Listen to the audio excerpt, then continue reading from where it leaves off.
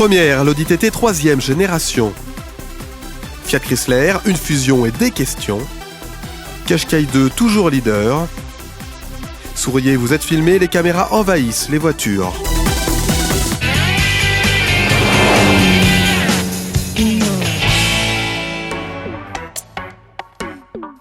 Le TT est devenu un classique pour Audi. La 3e génération, dévoilée en première mondiale à Genève, ne révolutionne pas le look du petit coupé aux anneaux. Il a même des faux airs de l'original TT de 98. Il fallait qu'on garde cette ligne du TT qui fait sa force, tout en lui donnant aussi les traits actuels qui font la force de la marque, les feux à LED ou les phares Matrix par exemple. Instantanément, on reconnaît un TT et instantanément en l'envoyant, on voit que c'est une nouvelle voiture.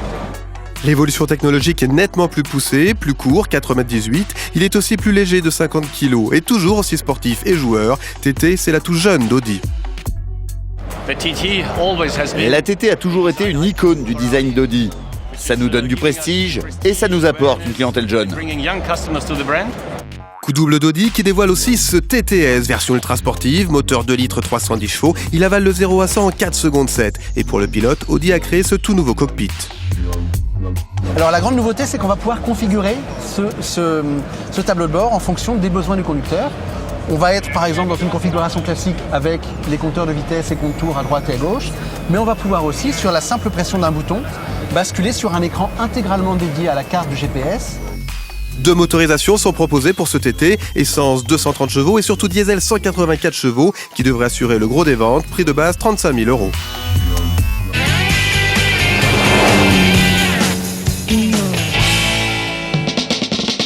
Fiat est-elle encore une marque italienne? Depuis le rachat à 100% de Chrysler, le nouveau groupe Fiat Chrysler Automobile est devenu le numéro 7 mondial. Cette fusion doit surtout permettre de sauver la marque transalpine. Cette fusion, comment faut-il la voir? Alors pour certains, et sûrement pour Sergio Marchionne, dans un sens positif. Il a donné l'exemple de la nouvelle Jeep Renegade qui a été conçue à Memphis. Le concept né en Amérique, la voiture sera produite en Italie et elle sera vendue dans tout le monde. Un exemple clair du concept de globalisation selon Sergio Marchionne. Des changements qui perturbent, Fiat fait partie de la culture italienne, la 500 en est le symbole. Ce que les Italiens n'acceptent pas, c'est autre chose. Pendant de longues années, Fiat a été subventionné par l'Italie. Fiat change de siège social, le siège légal en Hollande et le siège fiscal à Londres. Et cela crée de l'amertume chez nos compatriotes. Fiat veut renouer avec les bénéfices en se repositionnant sur des segments plus haut de gamme et plus rentables grâce à ses marques Alfa Romeo, Maserati et Jeep.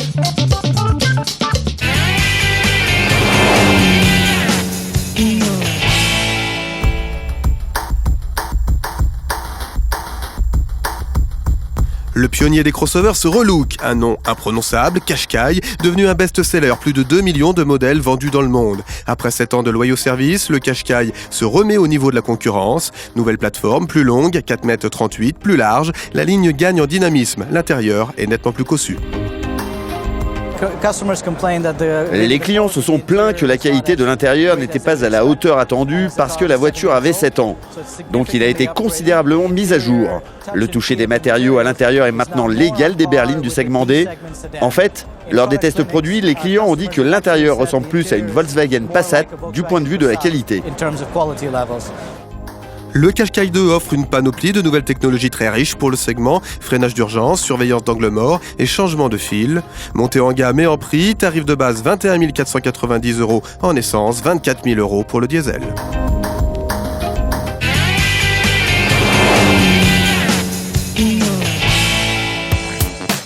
Souriez, vous êtes filmé en conduisant. Les caméras envahissent les voitures. Des caméras partout et pour tout. À la place du miroir de rétroviseur dans le concept Intrado Hyundai.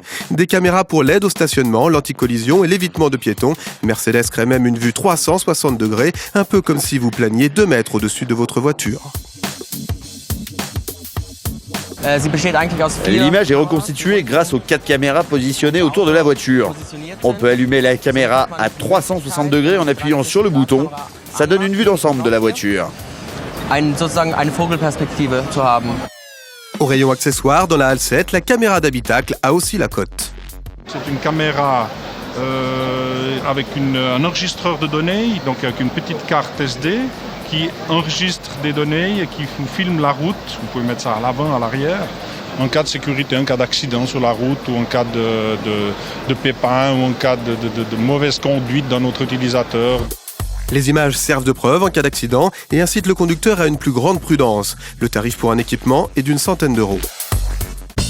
Et n'oubliez pas, rendez-vous sur notre page Facebook. Venez voter pour vos premières de rêve.